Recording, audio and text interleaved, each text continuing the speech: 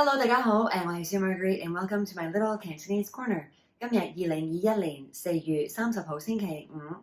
Today it is Friday, the 30th of April, 2021, and hi, it's been a very long time that I'm back, and today we are going to be talking about a word that no matter if you are a beginner or an intermediate or an advanced or even a native speaker, you are using this word on an everyday basis.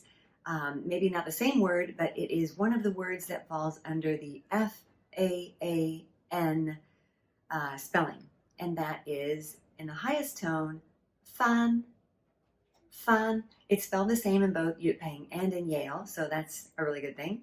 And so fān would be the highest tone, the first tone in the jyutping system, and we are going to start off with that today. So on the board, I've written 3 different characters. They all use the same high tone pronunciation of fān. So let's take a look at the first one, because this is one that you probably are not going to be using every day, if at all. And this is the fān, that means to fly, to flutter, and to turn.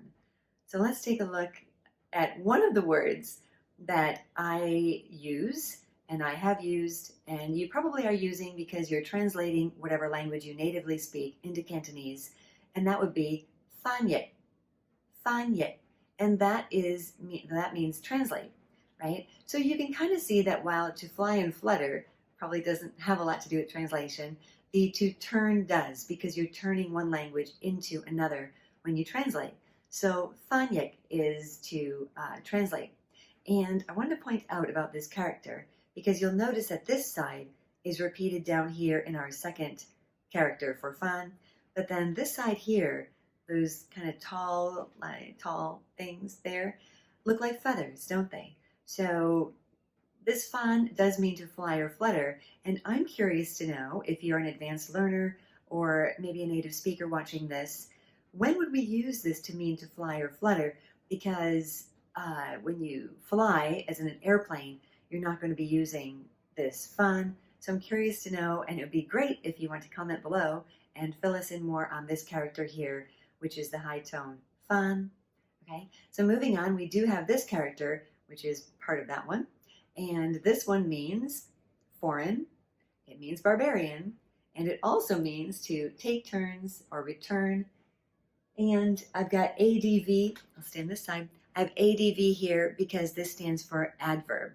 Now there is a really fascinating discussion on Cantonese sheik about these two characters, this fān and this fān, okay? And it's really interesting because people are asking like, well, when do I use it?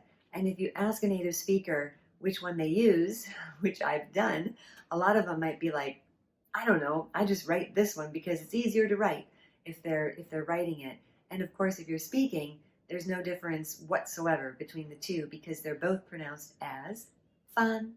But first, let's take a little detour to talk about why this is also being used to mean tomato and being used to mean sweet potato. Okay, sweet potato, tomato. I've even seen it in a book used for pumpkin, as in fān gua, fān gua. I've never used that. I've never heard anybody else say that. So I'm not really sure if it's a specific type of pumpkin that they're talking about, but if you know, comment below and let us know. But we've got fān kē. Fān kē means tomato. So fān kē tong would be tomato soup. Fān kē zap would be tomato sauce. So that's our fān kē, which is tomato. And then we've got here the fān shu, which is your sweet potato. Why? I don't know, because if you look in the dictionary under this character, it doesn't say that it means that. So again, if you know why this character is being used in that way, let us know. So fān kē and fān shu, but I want to look at this meaning, because if you're maybe an intermediate learner, you're learning how to say something like remaining or rest, if you're talking about something that's still there. And that would be your the fān, or your zeng fān, right? Zeng fān. And for example, you'd be using that, you might hear somebody say, there's only 3 apples left. There's only 3 apples remaining. And that would be zeng hai sam, the fān, sorry, I usually say the fān, I don't know, zeng fān. 剩返3個蘋果. right? 整番, 整番三個. You can use it for weeks, like just 3 weeks left. 得返3個星期, right? 剩返3個星期先返美國.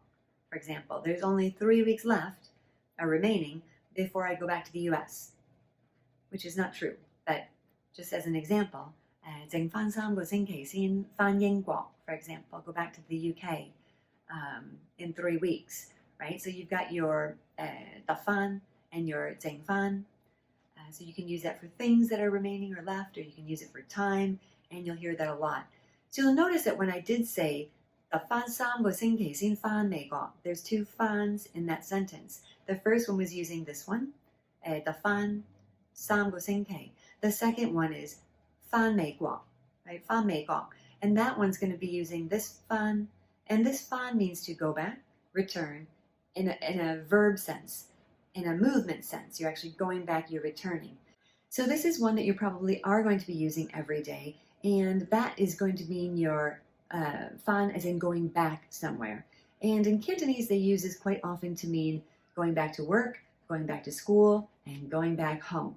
Whereas in English, we might be just saying, I'm going home, right? But they would never just say, I'm going home. It would be,我返屋企, and that's this one here. 返屋企. 我返屋企, 我返屋企, I'm going home, right? I'm going home. But in Cantonese, they use the fān, not ho, 我去屋企. That would be really weird, kind of, because home is somewhere that you're always going to return to. So you'll be using the fān, okay? And the same thing is true for, like, for example, for work. 返工, right? Both high tones, 返工. And that is going to the office, going to work. 我聽日7點返工, 我返工, I'm going to work, right? I'm going, yeah, in English we wouldn't say going back to work because you just wouldn't say that. But in Cantonese you do say that. So, and then down here we've got our 返嚟, right? 返嚟is to come back or return. So I would say, for example, what time are you coming back? And that would be 你幾點返嚟? 你幾點返嚟? Right? 你幾點? What time? 返嚟 is you're coming back. So I hope this was a bit of fun. I hope that you learned something here. I know it's just the first tone so far. We've got more tones to go with the F-A-A-N, and we'll be doing those next time. But I think I'm going to stop here, giving you guys a lot to think about, a lot to learn, and I hope that was helpful. If you did like it, please like the video, subscribe to my channel, turn on the notifications, because I will be doing more videos now for you, and I look forward to seeing you then. So happy learning. Bye.